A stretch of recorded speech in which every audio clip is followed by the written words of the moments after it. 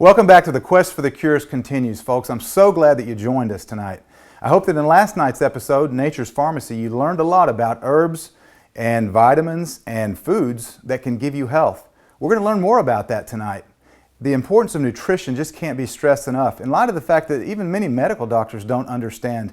Case in point, a good friend of mine who's in The Quest for the Cures Continues, Dr. Irvin Sawney. I actually went to college with Dr. Sawney. He has texted me pictures over the last couple of years of the doctor's lounge at the hospital where he works. And in the doctor's lounge, the foods that are available for these doctors who are supposed to be helping us to get healthy, the foods are available are Cheetos, chips, candies, and they've even got a whole refrigerator full of sodas, diet sodas, that are full of aspartame. The chips are full of genetically modified foods, which we've already learned about cause cancer. So these are the health professionals that are supposed to be teaching us. There is a disconnect. I was able to travel to Austin, Texas and hook up with Mike Adams, the Health Ranger, the founder of naturalnews.com, which is the second most visited natural health website in the entire world.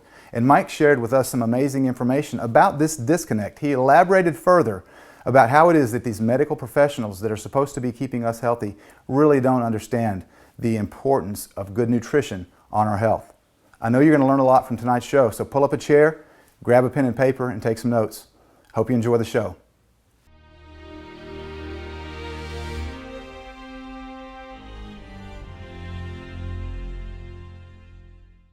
Well, and it's also a great example of the astonishing disconnect that exists in the mainstream medical system. Right. They think that your body is somehow disconnected from what you feed your body. Yeah. Which is astonishing. Isn't that bizarre? Completely irrational, Yeah. illogical, unscientific, right? Mm-hmm. So the good news is that it becomes very easy to start waking people up and start educating people about what's real in terms of nutrition and health, because it's people can understand this. We live in a materialistic type of society. Yeah. So if you start with a material metaphor or a material explanation, you can make good progress in this. You can say, well, look, what you eat and drink is digested, right? And it becomes your blood composition. Yeah. Your blood is made of what you eat and drink. And people say, yeah, I get that. Okay, great. Unless you think your blood is made magically, which it doesn't happen. Right. So then your blood circulates throughout your body. Your blood brings the materials that then become your organs, that fuel your brain, your cognitive function, that fuel the function of all your organs, and that replenish and rebuild all the cells of your body. As you lose cells, you build new cells, you replace cells. So clearly what's in your blood becomes your physical body, right? And they say, yeah, right, I get that. So then, you literally are what you eat physically. It's an inescapable conclusion. So if you're eating junk, if you're eating toxins, if you're eating heavy metals, your body, your brain, your organs, your skin, everything that's in your physical body becomes junk, becomes toxic, becomes processed, not natural. That idea is not yet recognized by the entire system of modern medicine, with all its claimed advances, with all the billions of dollars that have gone into the cancer research industry. They still cannot yet grasp a simple concept that a 5-year-old understands almost automatically. You are what you eat. So if we want to be healthy, we need to eat healthy foods. I've heard it said that cancer is a disease of malnutrition. So let's see what Dr. Patrick Quillen, who wrote the best-selling definitive book on cancer nutrition, has to say about this ever so important issue. Beautiful fruit trees. You've already given me a small tour. We're going to take another one later around your yard. At least a couple dozen different types of fruits. So I can see from this, the place that you live, that you understand the impact of nutrition. And so talk about the impact of nutrition specifically on cancer. What is cancer and what does nutrition have to do with cancer? A broad, expansive, sort of global question here, Ty. So forgive me if we take a couple of side spurs. My book, Beating Cancer with Nutrition, which has sold 500,000 copies and is considered the definitive work in that area. It's been translated into 5 languages. I organized 3 international symposia on the subject of adjuvant or helpful nutrition in cancer treatment. And then a textbook came out of that, Adjuvant Nutrition in Cancer Treatment. So all of this is not just hearsay and innuendo, but essentially there's 5 main reasons why all cancer patients need to use nutrition as part of their comprehensive cancer treatment. And a forewarning, I would not use nutrition as sole therapy against cancer. It's insufficient, but it is irreplaceable. And so given that, let's just think of the 5 main reasons why every cancer patient needs to include nutrition as part of their comprehensive therapy. Number 1, nutrition actually is a big part of the malnutrition. 40% of cancer patients die of malnutrition, not of the cancer. Cancer is a wasting disease. Appetite is affected. You end up in the hospital with food that you're unfamiliar with. Chemo and radiation can induce cachexia or lean tissue loss. So malnutrition kills 40% of cancer patients. The only therapy for that is proper nutrition. It sometimes needs to be aggressive with a metabolic support team, such as total parenteral nutrition and other things. Number 2 is that nutrition can help to make chemo, radiation, and surgery more of a selective therapy. In other words, chemo and radiation are non-selective toxins. They're cytotoxic poisons. They kill everything in their pathway. And there is what they call collateral damage. So a patient who is receiving chemo is going to have a certain amount of hair loss, nausea, vomiting, weight loss, all as part of the chemo. But nutrition can make chemo, radiation, and surgery more selectively toxic to the tumor and less toxic to the patient.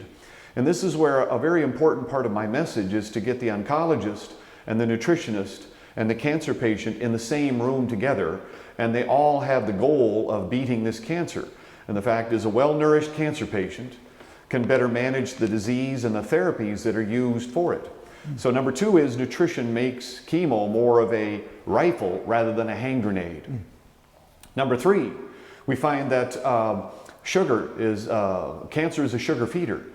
Cancer is what's called an obligate glucose metabolizer, meaning that there is a dramatic uptake of glucose in the cells of tumor cells. If you can lower gut and blood glucose, you can help to slow down cancer. And there's a number of therapies now that target this whole unique Achilles heel of the cancer cells. Number 4, we find that your immune system is supposed to recognize and destroy cancer cells. In a cancer patient, the immune system has failed its duties. There has to be some ways of upregulating the immune system. So that's a whole study in itself. And number 5 is that nutrients can become biological response modifiers. Back in 1971, when Richard Nixon launched the war on cancer, he said, "We will have a cure for a major cancer within 5 years by the bicentennial, 1976. We don't have a cure for any major cancer today either. We have some better treatments, but essentially launching the war on cancer, and we have now spent in the neighborhood of $50 billion on research at the National Cancer Institute and over $1 trillion in therapies. And we now have 40% of men born today can expect to develop cancer in their lifetime. In the year 1900, 3% could expect to develop cancer in their lifetime. We got a problem there. But one of the things we know from cancer research and nutrition research is that nutrients can become biological response modifiers. They change the way the body works. A blatant example of that would be every fall in America, August, September, about 30 young men athletes will die from heat stroke. They're big people, they're not properly hydrated, they're out in 80, 90, 100, 110 degree heat, they're practicing twice a day, they don't hydrate properly, and they can die from dehydration. The only cure for heat stroke or dehydration is water. And so water becomes a biological response modifier in those patients. There are many cancer patients for whom fish oil, coenzyme Q, lipoic acid, curcumin, there's just a long list of nutrients, vitamins, minerals, probiotics, glandular extracts, many different substances that can become powerful therapeutic aids for the cancer patient to restore their host defense mechanisms. Because here's the beauty. A healthy human body is self-regulating and self-repairing. Now, the cancer patient has lost that ability for some reason. The job of everyone in the hospital and everyone in the clinic should be to restore that patient back to their self-regulating and self-repairing ability, which is what nutrition does as part of the package. So nutrients can change the way that a body works. They're biological response modifiers, and a healthy body should be self-regulating and self-healing. Let's listen to Dr. Sherry Tenpenny as she discusses the relationship of nutrition to cervical cancer and the HPV vaccine. And that brings up another point. Does the virus cause the cancer, or is the cervix, which is an exposed organ, has a nutritional deficiency? The organ starts to break down and deteriorate, and then the virus gets embedded into that decaying and sick organ. And the medical community says that the HPV caused the cancer, when in actuality, I believe that a lot of cervical dysfunction and cervical dysplasias are nutritional deficiency diseases. And we've treated many of them in our office with vitamin A, vitamin D, vitamin C, natural progesterone, other types, and you get them to stop smoking, get off the birth control pill, and it clears up and goes away. Wow. In more than 90% of people that we have kept track of. So when you give the body what it needs to run properly, it runs Imagine properly. that. Imagine that. Wow. I suggest, number one, let's go back to the basics. I think one of my jobs as a doctor is to counsel people on how to eat appropriately. And I can guarantee you most people are not eating appropriately. And their diets, the standard American diet, is nutrient depleting for people. It supplies them with toxic chemicals that set the stage for chronic illness like cancer and arthritis and other illnesses to appear. And unless they learn to, number one, eat appropriately or eat better, I think that we're going to still suffer this cancer problem. Basic number one is let's eat a better diet. And when we were growing up, we learned in elementary school the food pyramid. Yeah. And the food pyramid showed that we should eat the majority of our food as grains. And remember, there was a big loaf of bread there and crackers, and grains were down in that big part of the food pyramid, and fats and oils were up on top, and says use sparingly. Well, I could tell you we followed that food pyramid since it was introduced. I believe it was introduced in the early 1970s or late 1960s.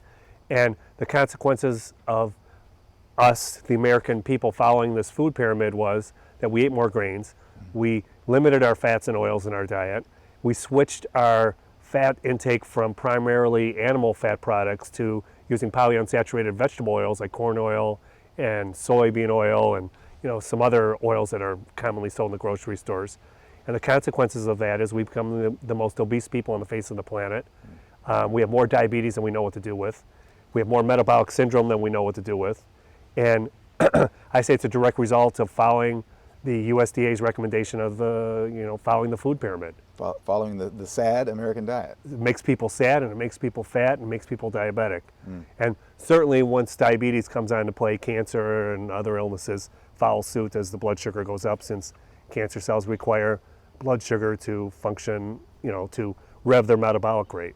So Dr. B, you just mentioned the sad American diet, the fact that we got the pyramid with the grains and the oils at the top, very few used sparingly. What should a healthy food pyramid look like? Well, in one sense, maybe we could flip the food pyramid on its axis and make the grains used sparingly, because grains turn into sugar very quickly, and I frequently tell my patients to limit grains in the diet and to use a lot more fat in their diet, because fat slowly releases into the body.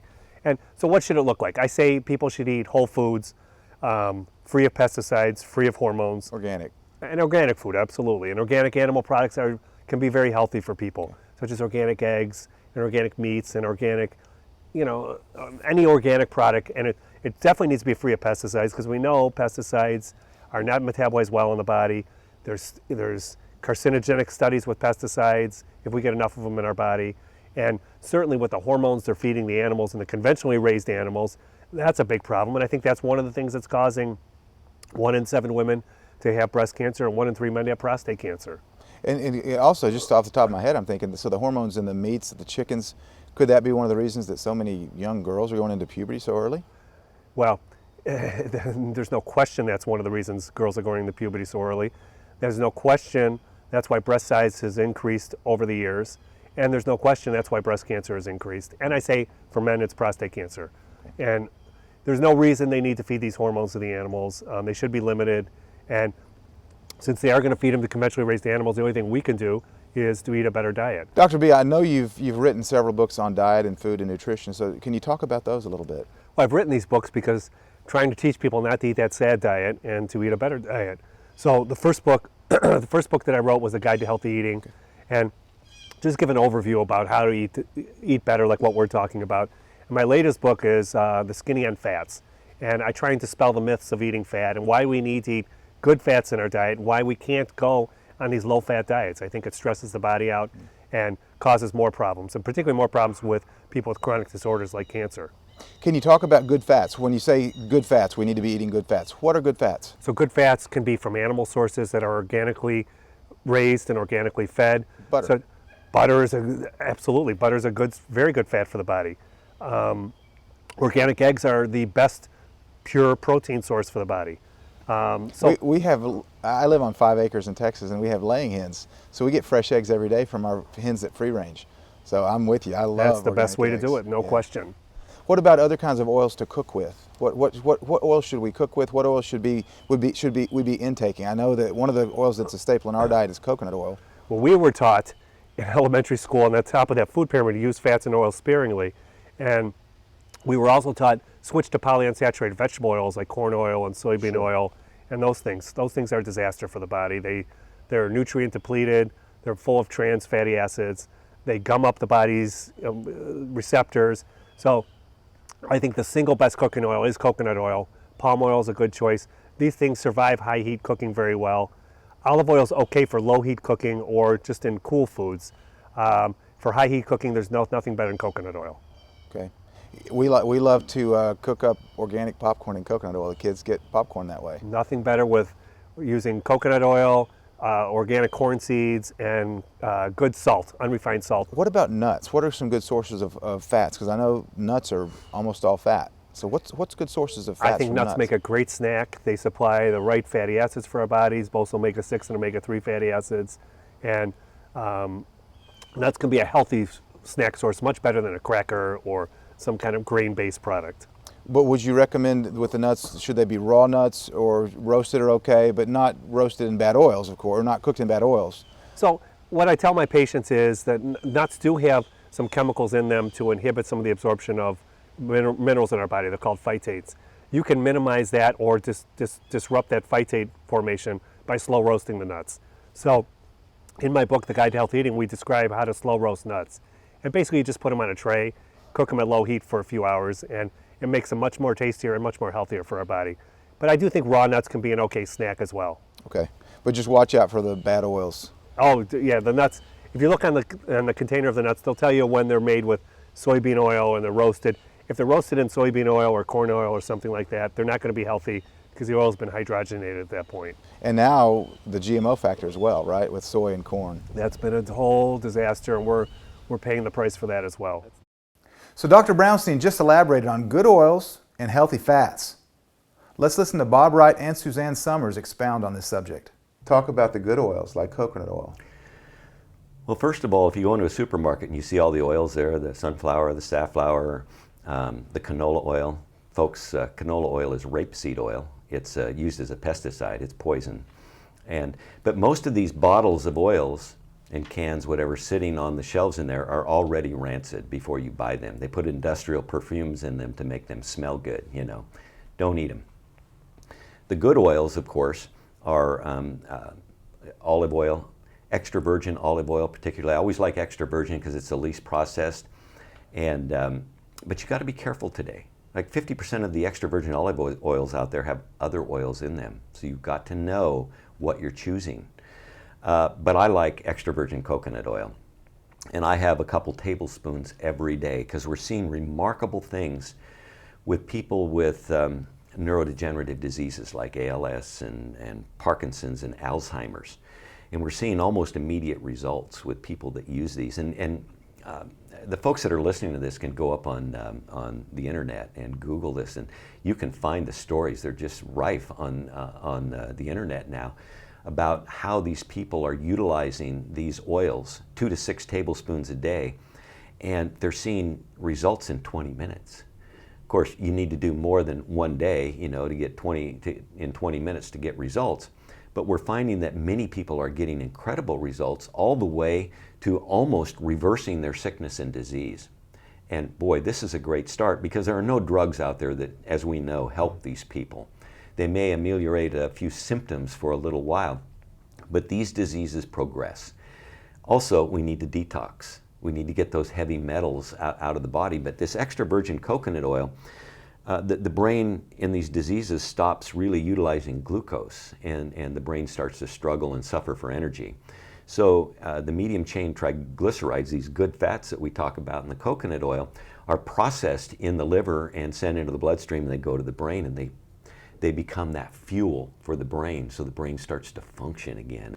I probably have 4 spoons of coconut oil just on its own during the day, because that's so healing to the intestines. And then I use it in my cooking. Coconut oil is incredible. In my Suzanne Organic skincare line, we have coconut oil in so many of the products. My products are certified toxic free. I don't know of anybody else who has that organic. And so certified toxic free means it has to be grown organically, extracted organically, and nothing upwind or downwind of the product can be toxic to contaminate it. And I'm developing a nice little business of people who want high quality cosmetics and skincare and makeup, and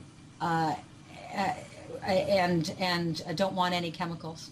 You know, I think about lead women have taken in through lipstick over the years. I make lead-free lipstick. Oh, it's phenomenal. So coconut oil is not just great to eat, it's also good for your skin, as Suzanne just talked about, because your skin absorbs whatever touches it. And so if you're putting toxic makeups and perfumes on your skin, you're going to absorb them as well. Now, while we're on the subject of healthy fats, I wanted to talk to Dr. David Jockers, who's an expert on the ketogenic diet, which really relies on healthy fats to help the body work the way that it's supposed to.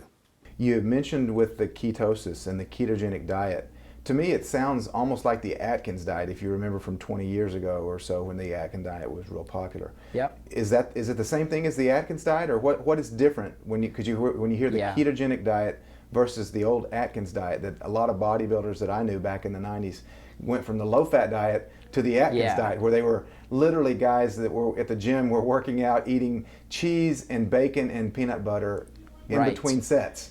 Yep. What's the difference between these two types of diets? Yeah, it's a great question. I'm really glad you brought that up, because in general, Atkins diet is a ketogenic diet. It does stimulate ketone development. And the way that some individuals teach it, it's still, they're almost identical. However, when we're really trying to promote optimal health, we've got to make some differentiations from the Atkins diet. So where Atkins went right was his approach with a low carbohydrate diet, getting our body running off the ketones. So I'm in total agreement with him about that, keeping our body very sensitive to insulin. Very, very important. However, where I disagree with him was he really had no regulation on the kind of fats that you put into your body. And we want to really focus on good fats as opposed to bad fats. So most people in our society assume that saturated fat is a bad fat. What we know is that actually saturated fat is one of the most healthiest fats we can be putting in our body. The fats we really want to avoid are high omega-6 fats from refined vegetable oils and also from factory farmed animal meats. So that's a big one. And then of course, trans fats or man-made fats. And so we certainly want to make sure we're avoiding those things. And so we're going to load up on good fats, things like avocados, things like coconut oil, butter from grass-fed cows, okay? Individuals that can tolerate dairy protein, if they can tolerate casein, we're going to use things like cheese, raw cheese from grass-fed cows, fermented dairy drinks from, again, grass-fed cows. There's a huge difference between when a cow is fed grass and grains. A grain-fed cow actually grows much larger and produces a lot more dairy. In fact, they produce about 20 to 30,000 pounds of dairy in a year, a grain-fed cow. A grass-fed cow produces about 3,000 to 5,000 pounds. There's a huge difference in yield. Now the grain-fed cow, though, the grains themselves are high in this omega-6 fat. And omega-6 fat causes inflammation in our body. So the dairy that's coming from a grain-fed cow is very high in omega-6, very low in omega-3. That's going to be inflammatory. And that inflammatory process, high omega-6, low omega-3, provides a ripe environment for cancer cell development in our body. So we definitely want to stay away from commercially raised animal products and animals that were fed grains. We want to stay away from that. But we do want the grass-fed animal products because they have a lot of omega-3s, an ideal ratio of omega-6 to omega-3s. Also, grass-fed dairy has a molecule called CLA, conjugated linoleic acid, which many researchers are finding is a potent anti-carcinogen. There's also other great nutrients in there. For example, the major fat that's in grass-fed dairy is called butyric acid. Butyric acid is a preferred fuel source for healthy gut microbes in your system. And it helps your intestinal cells to develop and actually to strengthen. So that way, we don't develop problems like leaky gut syndrome and ulcerations in our gut and things like that, which is extremely important for helping our immune system. 70% of our immune system's in our gut. And if we have damage to our gut, we're going to have a lot of immune system disorders, which could include cancer and other autoimmune diseases. So this grass-fed raw dairy can have an incredible effect at helping the gut to heal and seal and to control itself well. So that's why it's such a good fat source we want to include. We also want to include things like extra virgin olive oil, healthy seeds like flaxseed, hemp seeds, chia seeds. We talked about coconut products. That should be an absolute staple. Coconut is a superfood, very anti-inflammatory and just powerful for our body. So these are the kind of good fats we want to focus on. We want to stay away from, again, Atkins never differentiated between grass-fed and grain-fed. So it was a lot of commercial animal products using lard and bacon and things like that. And the other aspect of it is that bacon, I am really not a big fan of, just from the perspective that it is cooked at very high temperatures. And it may be nitrate-free, which is certainly a better one to go with. But when you cook meat at a very high temperature, you're going to produce a lot of carcinogenic products. Things like heterocyclic amines, polycyclic aromatic hydrocarbons, acrylamide, and these are known to cause cancer growth in our body. And so high heat or highly cooked, highly processed animal products, even if it's properly raised, can also be a factor with cancer cell development. So we want to look for animal products that have been minimally processed, and when we cook them, we want to cook them more medium rare, so a lower temperature, and just cooking them for less time, so that way we produce less of those heterocyclic amines. And there are a lot of different strategies that people can apply with marinades and things like that to utilize the animal products and minimize the production of carcinogenic chemicals. Do you ever recommend fasting? Oh yeah, for absolutely. For health and for cancer patients. Absolutely. And you just brought that up. And so just talking about the ketogenic cleanse, I mean, it is a fast. And I'm a big fan of intermittent fasting. It's something I do every single day. And I think it's a critical piece of a cancer-killing diet.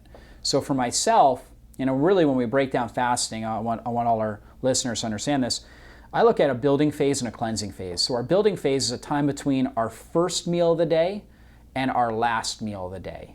Okay, so the typical American, they might eat at 8 a.m. and finish eating at 8 p.m. So it's about a 12-hour building phase. And the cleansing phase would be time from our last meal to our first meal.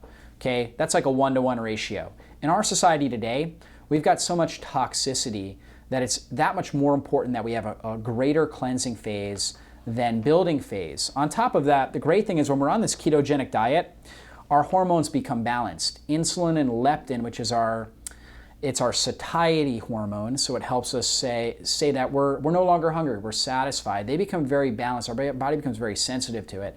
So we're really not as hungry. And so for myself, I like to have anywhere between a 16 to 18 hour and sometimes even a 24-hour cleansing phase on a regular basis. Okay, like we're doing this interview here, it's 11:30, 12 o'clock. I haven't eaten anything yet today. I worked out this morning, and you know what? My blood sugar is extremely stable. I feel really good. I feel really mentally clear.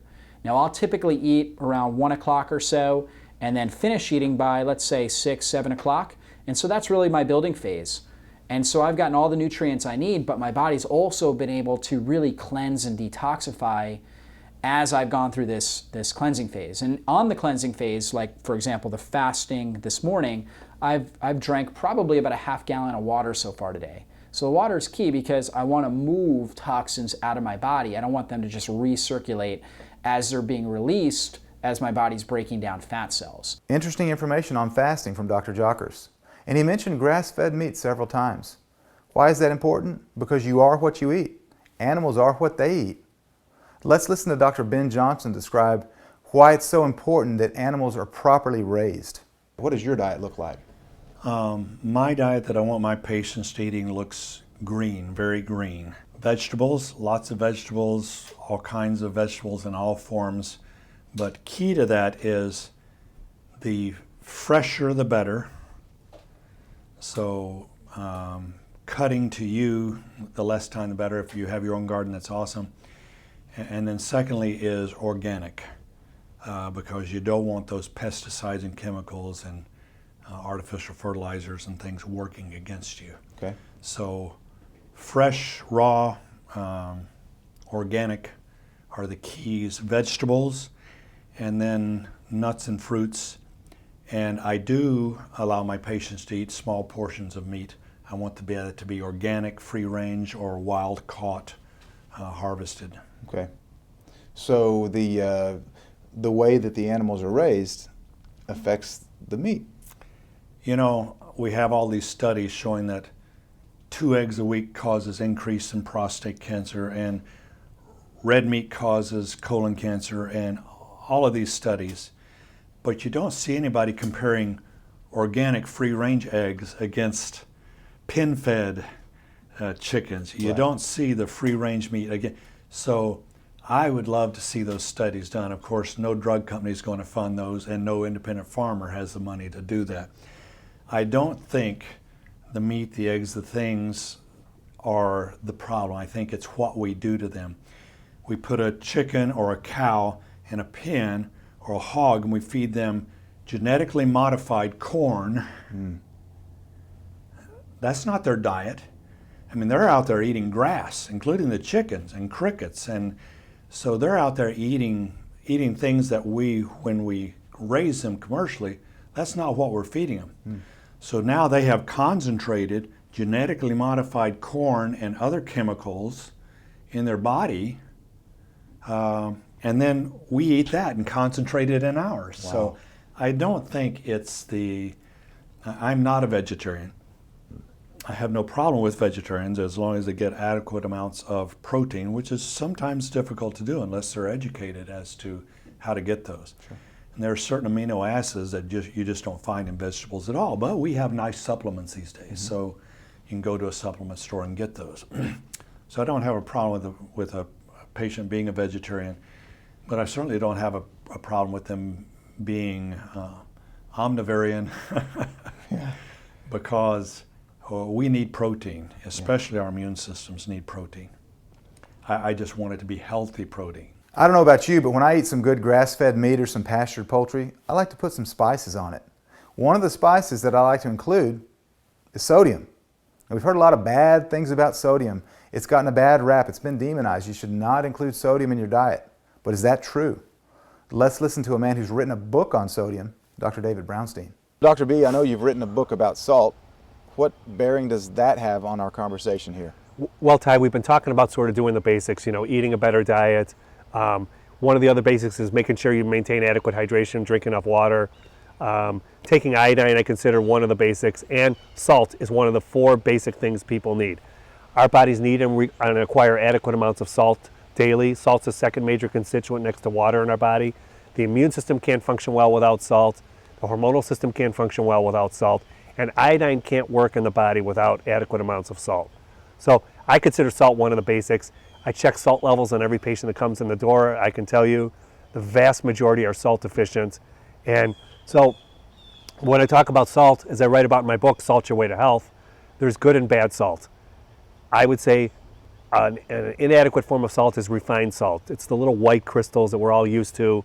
Yeah. They fit in the salt shaker and they're real fine and they contain a little bit of iodine, but they only contain sodium and chloride, a little bit of iodine, and then they have toxic chemicals such as ferrocyanide. They have some bleach properties, bleach chemicals in them to make it white. Make it white. That's not a good product. A better product is unrefined salt, which has over 80 minerals in it, lesser amounts of sodium and chloride. It doesn't have a lot of iodine in it, so therefore you need to supplement with iodine. But this is a staple that people need in their diets.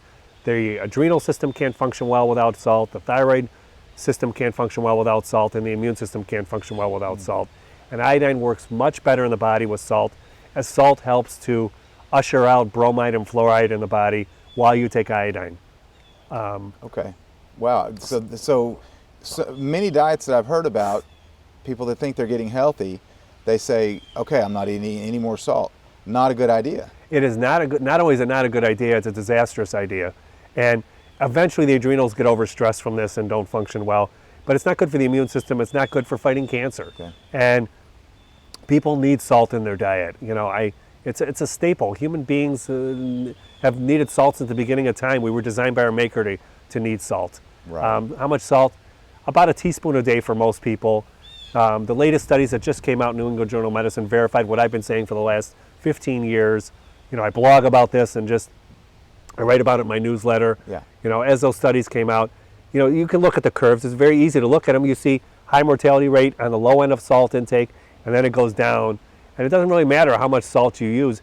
Maybe at very high rates, there's problems, but people aren't going to eat that amount of salt. They just need the right kind of salt, which is unrefined salt, such as Celtic brand sea salt, Redmond's real salt, the Himalayan salt. I've tested all 3 versions of those 4 times. I didn't find toxic agents, and I found adequate amounts of minerals in all of those kinds. I think those are very healthy forms of salt. Dr. Brownstein mentions that one of his 4 pillars is that you drink plenty of water, which only makes sense since your body is 75% water. So you technically are what you drink, aren't you?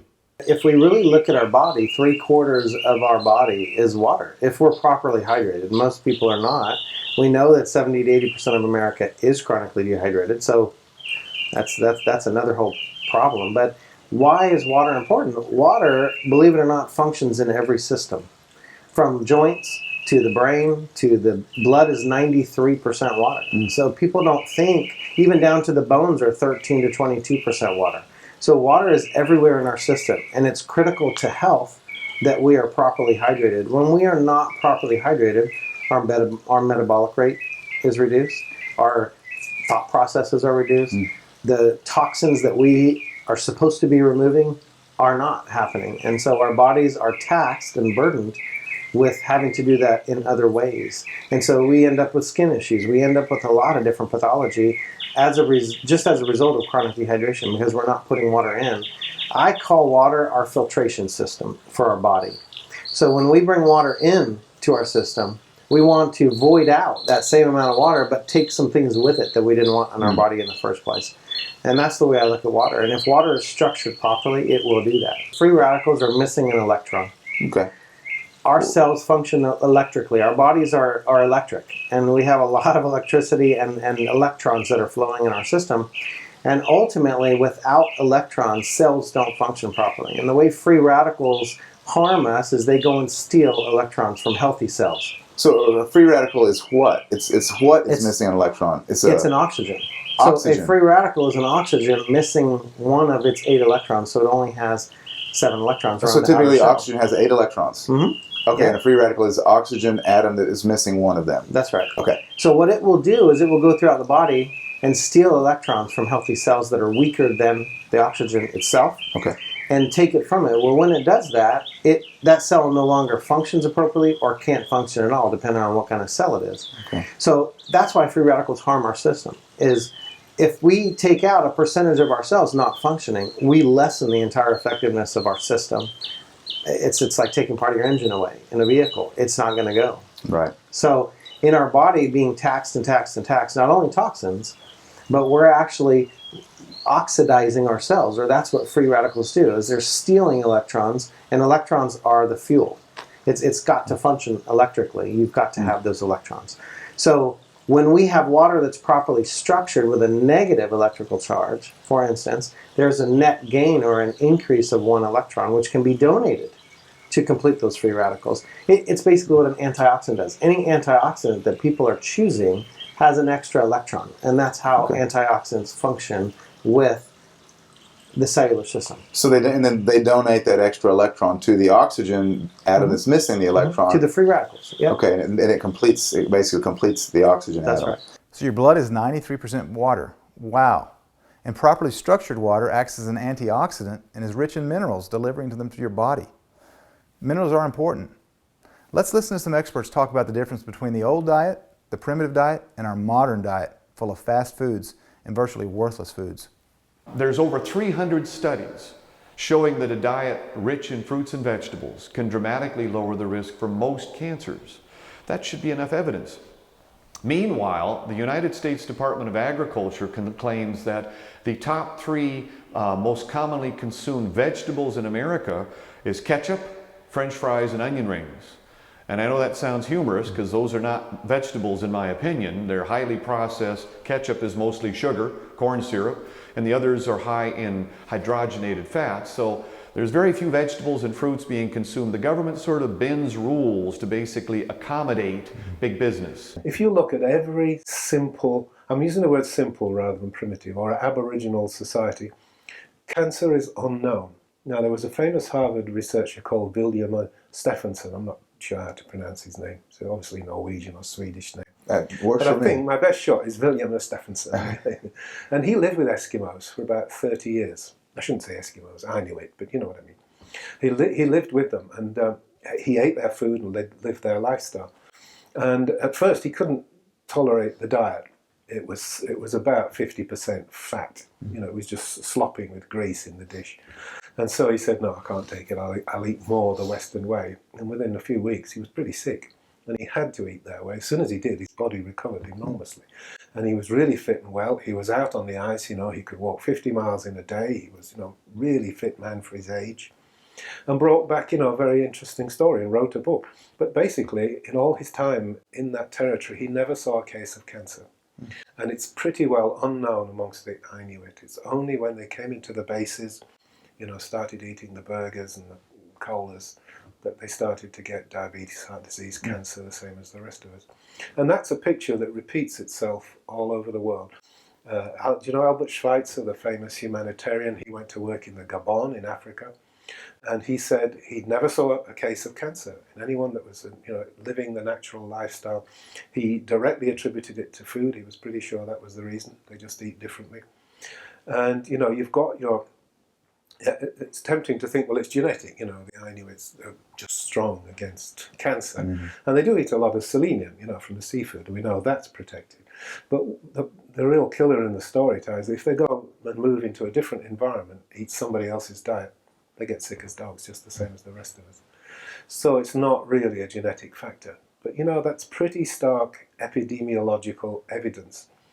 You almost don't need any other cause of cancer if you know that people living the natural lifestyle in the Stone Age or Aboriginal way, like a hunter-gatherer, and keeping their lifestyle pure, never gets cancer. Our food has been hijacked. Our food has been degraded to the point where it no longer holds the nutrition that a human body needs for support. And nutrition is the fuel of the body, so the higher quality of food you put in, the more your body will operate at max. It's all kind of simple. It makes too much sense, doesn't it? Right.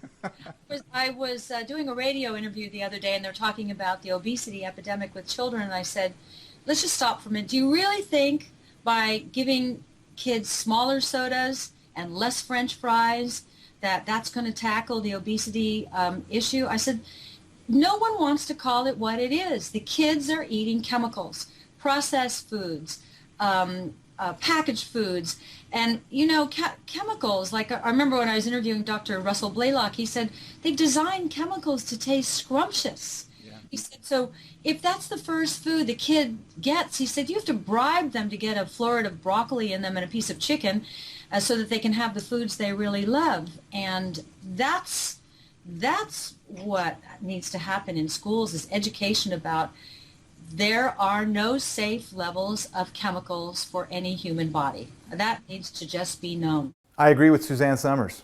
We are what we eat, and if we eat chemicals, we're going to become chemicals. Let's listen to cancer survivor Chris Wark share how he cured his cancer, changing only his nutrition. And so what did my diet look like?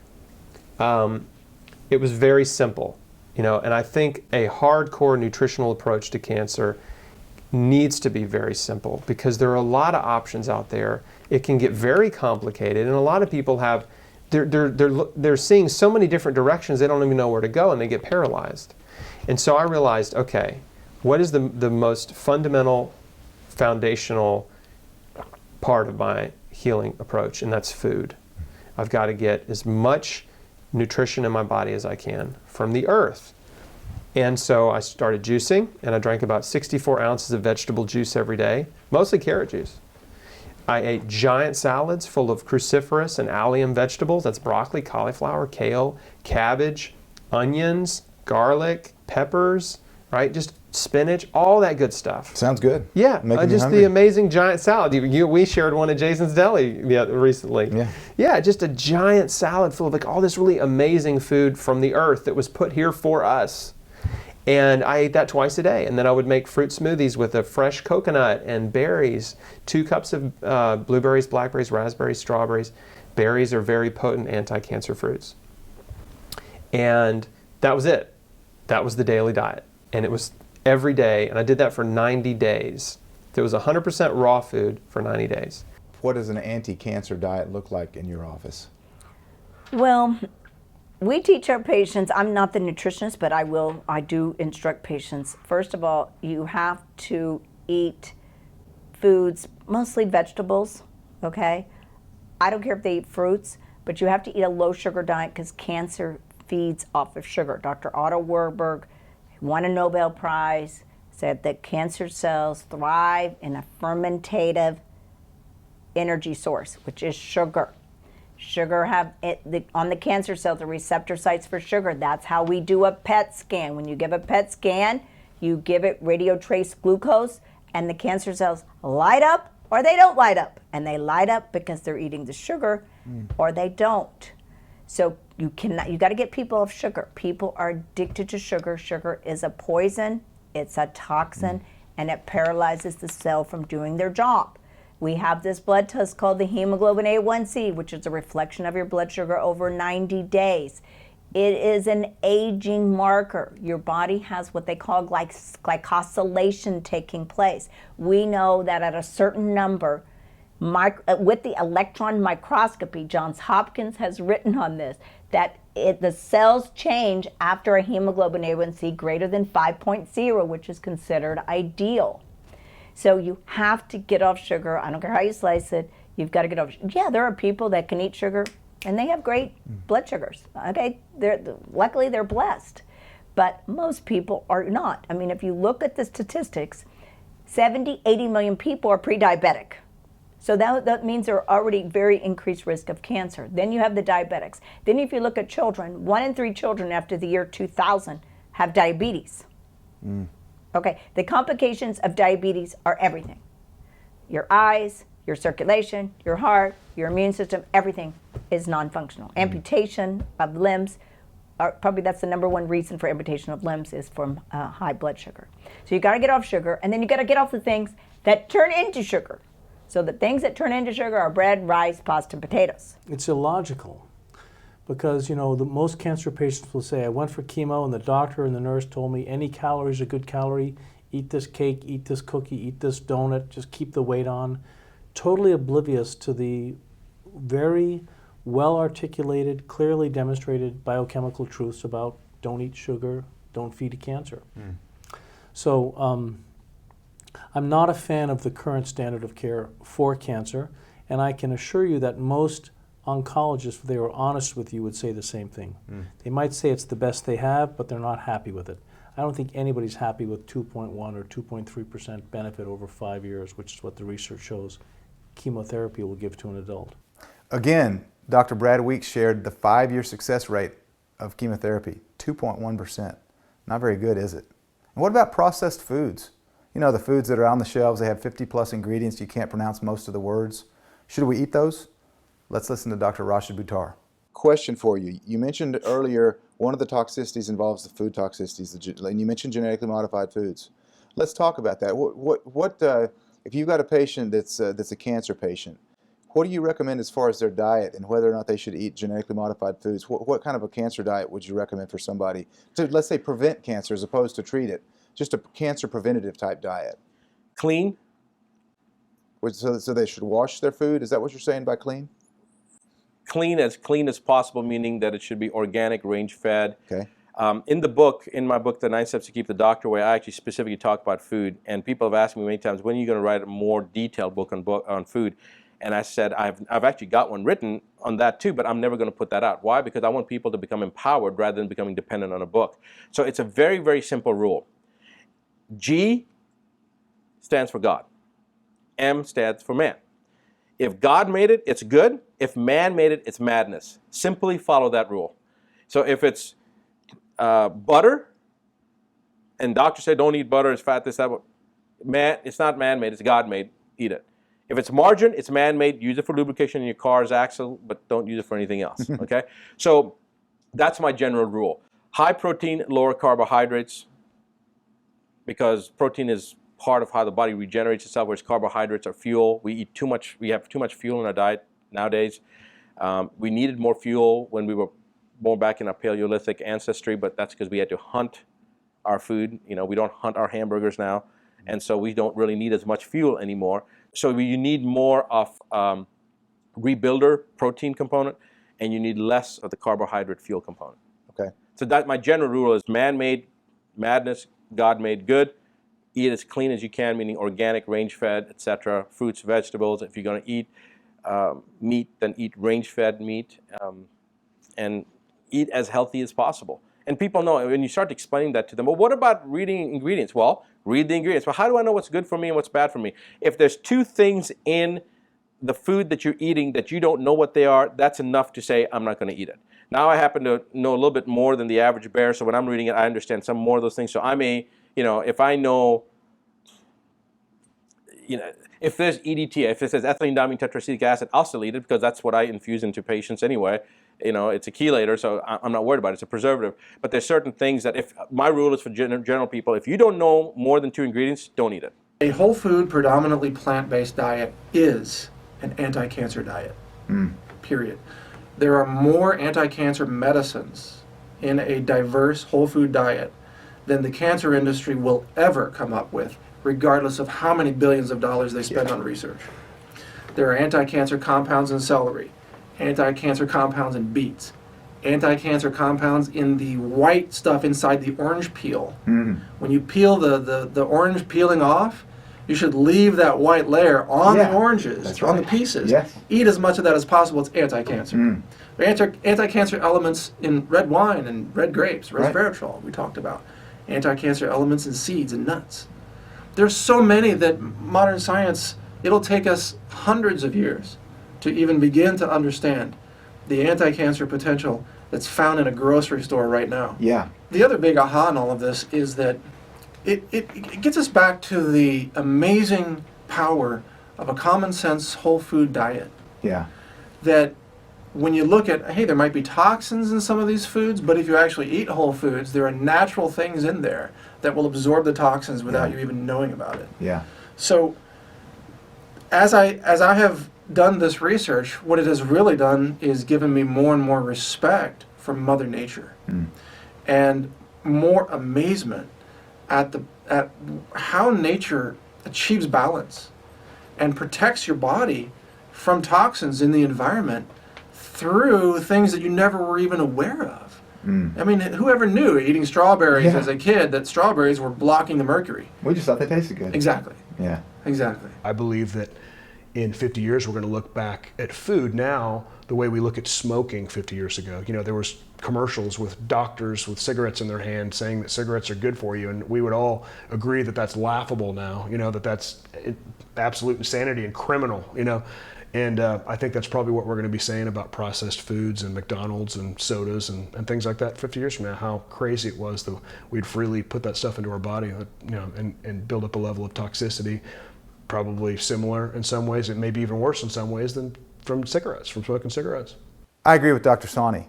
The standard American diet today will one day be looked upon as ridiculous as smoking cigarettes, literally giving us disease.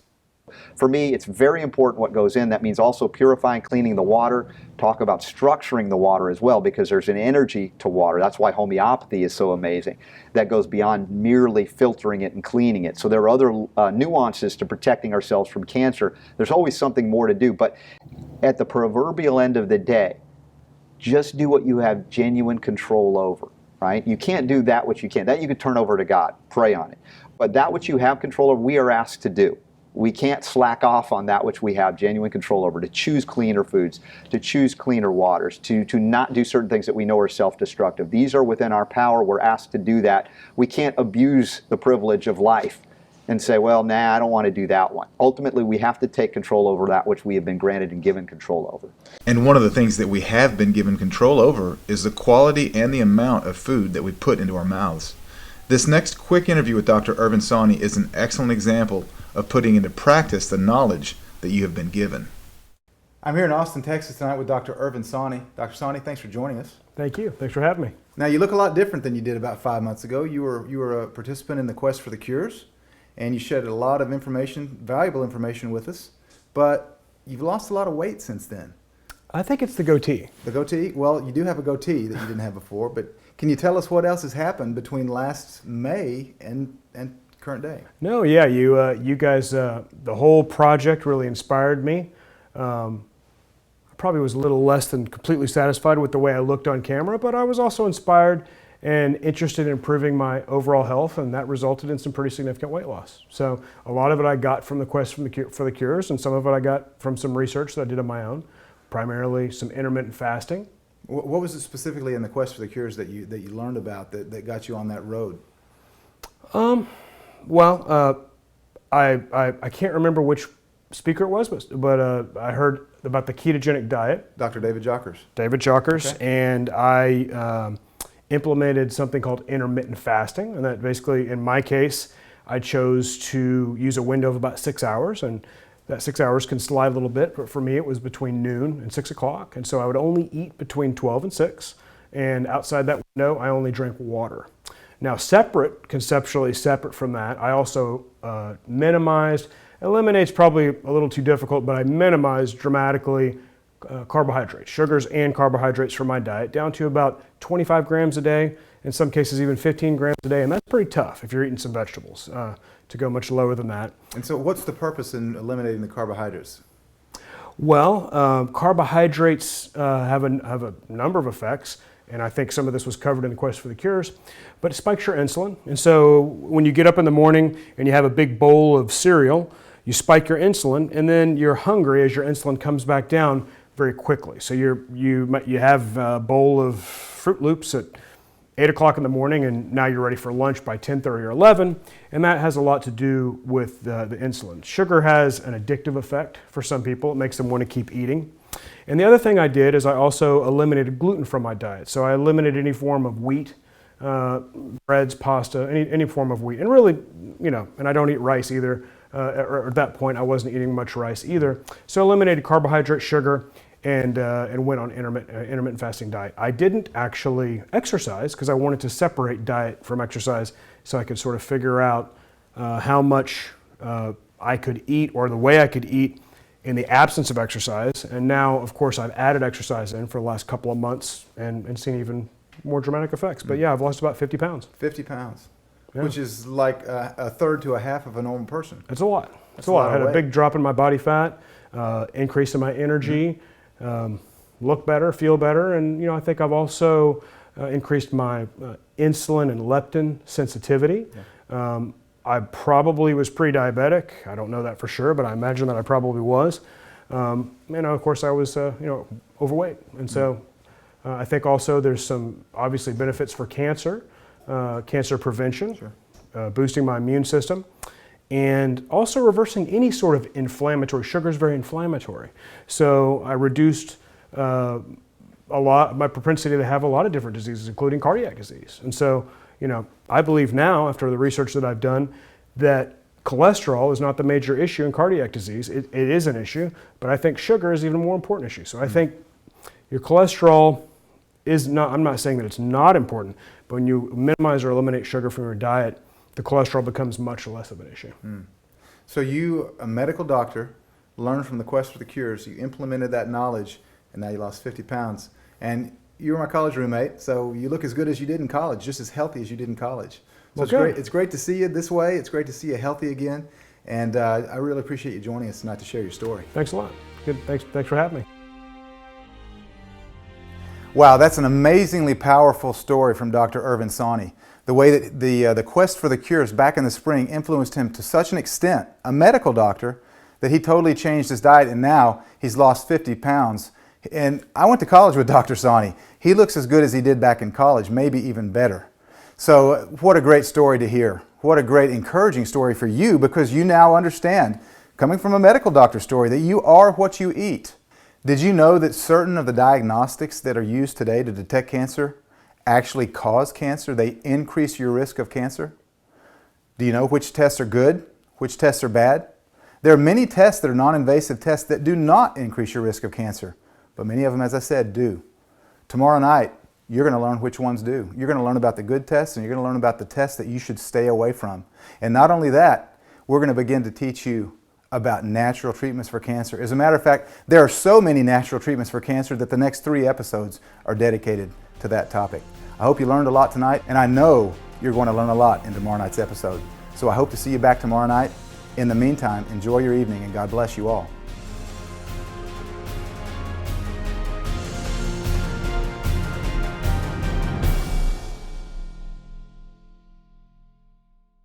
By choosing to own this today, what you do is you not only support us and our mission to eradicate cancer once and for all, but you're going to provide your friends, your family, your loved one, someone that you care about with knowledge, with information that's going to be valuable to save their life potentially, or one of their friends' lives. I mean, the cancer is an epidemic. And as I've mentioned before, the World Health Organization said that in 2010, and this was a statistic from 2010, that 1 in 3 women and 1 in 2 men that are alive are going to face a cancer diagnosis. So everyone needs this information. Be a hero. If you give somebody this information, it saves their life. I mean, that's the definition of what a hero is. You know, many people have been diagnosed with terminal cancer, and they've come across these treatments, they've come across this information, and they're alive 10, 15, some of them 20 or 30 years down the road. So I urge you to get a hold of this information, choose to own a copy today, and support us in our mission, and be a hero to someone that you love. Well, Marlon Glenn, my friend, I am so excited to be able to talk to you tonight. We're here outside of Detroit, Michigan. Welcome to Detroit, Ty. Thank you so much. I'm so glad to be able to wear this shirt. I told you a little story about almost losing the clothes. I told you I had to apologize on behalf of Detroit. I wanted your first experience to be a good one, not luggage loss. It has been good thus far, but I'm so excited to be able to talk to you tonight. What I wanted to do with you, Marlon, is get your perspective. You're a teacher in a local junior high school. Correct. And I know, based upon your past experience that you've told me, that you are trying to really help the kids clean up their diets. That's true, Ty. To be healthy through food. Mm-hmm. And so one of the things that we focus on here with The Truth About Cancer, The Quest for the Cures, continues, is we're trying to teach people how to eat well, eat clean. Right. To help them to realize the impact that nutrition has on their overall health. And you're trying to do that as well in your school system. So tell us a little bit about you and your family. You got a beautiful family here. They can't see them on camera, but they're watching us right now. Right. And tell us about your family and about what you're trying to do to help kids be healthy. You know, Ty, a few years ago, my sister, she passed away. She had an aneurysm. And she was only 37 years old. And my wife and I, it kind of threw us for a loop, because when you have one of your siblings who's younger than you, when she dies, it kind of makes you contemplate things, and you kind of think about, maybe I need to do a better job of taking care of myself. So, I just jumped headlong into it. I changed everything. I probably changed too much too fast for my wife, because I got a little pushback. When you change everything, we stopped the McDonald's, the fast food, the whole thing. The kids were like, "What? Are you serious? We can't eat these things anymore? Are you kidding?" But I was serious, because my mind had been made up about it. And as a father, and you're a father as well, Ty, you know how important it is for us to lead our families. Right. I have 2 daughters, I have a son, I have my wife, and I'm accountable for what we bring into the home and for what we do. So I took that responsibility seriously, and I said, okay, well then, if I'm going to embrace this change, it can't just be about, well, let Marlon be healthy. I have to let the whole family be healthy. And then I take that same mindset into the schools. I work in urban districts. And in those districts, they're known for very poor eating habits. I mean, you could see people coming in first thing in the morning, Ty, you see hot Cheetos, you see Twinkies, cupcakes, and this is breakfast. They'll have a full 2-liter Mountain Dew, and that's what they're eating, and that's what they're drinking. And I said, I can't just watch them do this and not say anything. You can't just educate the mind and not educate the entire body, the whole spirit with what's going on. So, I told them one day, I said, okay, let me tell you what are you eating there? Oh, these are hot Cheetos, Mr. Glenn, this is so good, this is good. Can you pronounce what it's made out of? If you can pronounce every ingredient on the back of this bag, the next bag is on me. Nobody could do it. I bet they could. Nobody could pronounce it. You got about 50 ingredients. And they were just, the mindset has to be changed. You and Robert have all said it. We have to start with that mind, changing how we look at things and changing how we react. At another school, I had a health fair. You know, I took the whole, and the funny thing is, Ty, if you say we're gonna have a basketball tournament, everybody comes. If it's a sporting event, everybody's there. I said I want to have a health fair. Initially, I got resistance because people are thinking, health? What's a health fair? Health fair? Who wants to come to that? That sounds boring. It's unimaginative.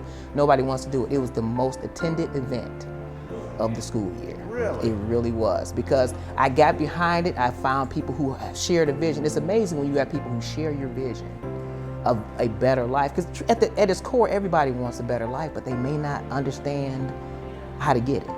You know, we have to get beyond that marketing, and it's been my mission to try and help people. I'm not saying I'm an expert on anything. I'm not saying I know everything. I'm not saying that. But what I do know, I'm willing to share that. I want you to share, this is something that really impressed me. Okay.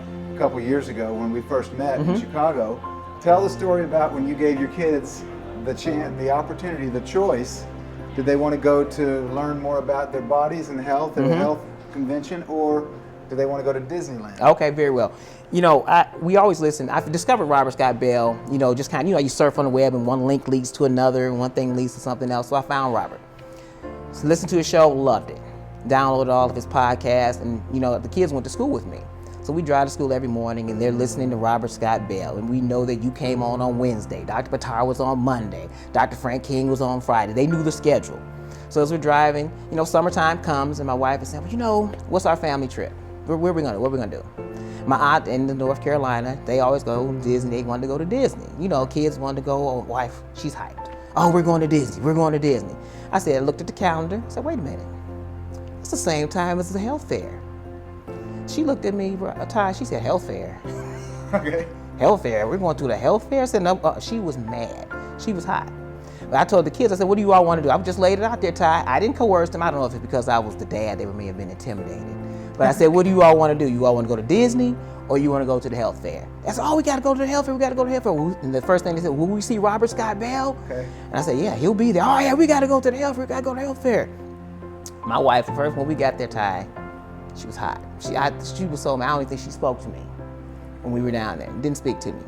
But you know, as time went on, when she met Robert, the kids met Robert, it was an amazing experience. He was teaching, and I just tapped him and said, you know, we're really big fans of yours. My kids love you. He embraced us. You embraced us. And I think that broke the ice. And the energy of what this does is so powerful. When you get around like-minded individuals who all are striving towards the same thing, it's transformational. And it's not even something you can even compare to a Disney. I mean, Disney is transient. You go, you ride, and it's done. But this is a life experience, a life journey. And you know, as we reflect back on going to Chicago for the first time, and we look back and say, look where we started, and look where we are now. Having met you guys, you know, these are now lifelong relationships with a common goal. And it's just, we're going forward from there. Yeah. Well, that's really impressive, and I'm glad you shared that, because I wanted to show the listeners here, the viewers of this Truth About Cancer series, that you don't have to be a medical doctor.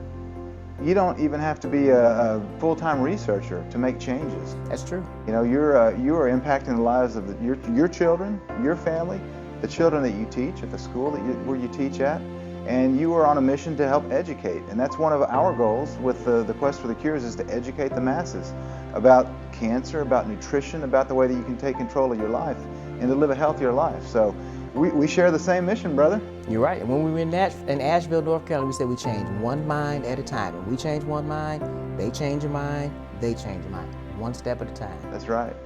Well, Marlon, it's been great. I appreciate you taking the time tonight. Welcome to Detroit. Hope the rest of the trip is pretty good for you, Ty. It's going to be good, because we're going to leave from here. We're going to go down to Whole Foods and get some organic food. Sounds like a plan, buddy. All right, brother. All right. Take care. Likewise.